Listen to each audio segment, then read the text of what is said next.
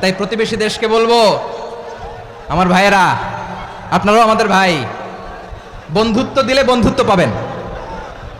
বন্ধুত্ব is welcome, দাদাগিরি নয়।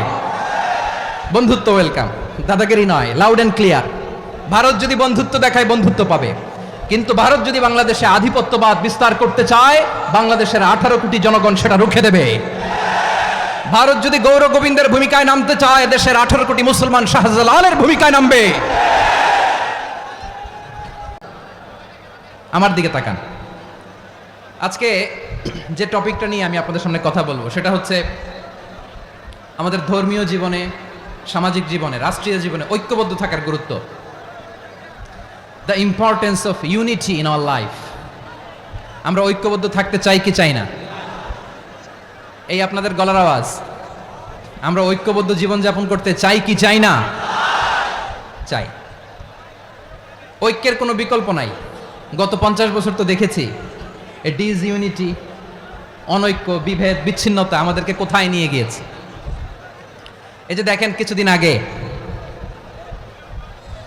আমাদের বর্তমান নেতা ডক্টর ইউনূস, উনি সব রাজনৈতিক নেতৃবৃন্দদেরকে ডেকেছেন একটা ইস্যুকে কেন্দ্র করে।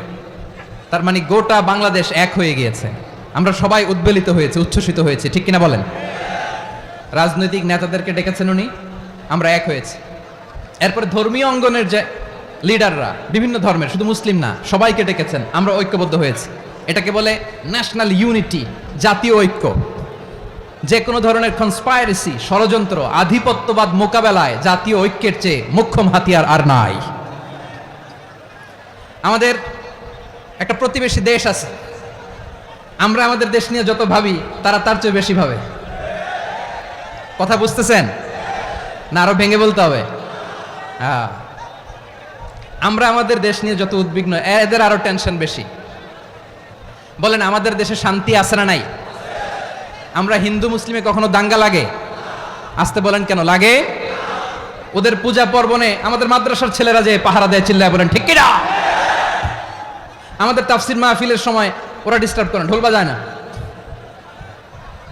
ওদের পূজা পার্বণের সময় আমাদের তাফসির মাহফিলের ডেট হলে আমরা চেঞ্জ করে দেই। সুবহানাল্লাহ, কি সাম্প্রদায়িক সম্প্রীতির রোল মডেল। আর ওই বাংলাদেশের ব্যাপারে তারা অনেক ডিসইনফরমেশন ছড়াচ্ছিল। ভারতের অনেকগুলো গণমাধ্যম, আমি জেনারেলাইজ করব না, আমাদের প্রতিবেশী দেশের সব গণমাধ্যমকে আমি দোষ দিতে চাই না, অনেকগুলো গণমাধ্যম তারা ডিসইনফরমেশন শেয়ার করেছে। ডিসইনফরমেশন আর মিস ইনফরমেশনের পার্থক্য আছে। মিস ইনফরমেশন না জেনে ভুল বুঝে একটা মিথ্যা বা ভুল তথ্য ছড়িয়ে দেয়া, এটার ক্ষমা আছে। এটার কি আছে?